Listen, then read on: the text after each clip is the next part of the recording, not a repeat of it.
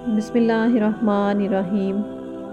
عبدالعزیز بن صہیب کہتے ہیں کہ قتادہ نے حضرت انس رضی اللہ تعالی عنہ سے پوچھا، رسول اللہ صلی اللہ علیہ وسلم کون سی دعا زیادہ مانگا کرتے تھے؟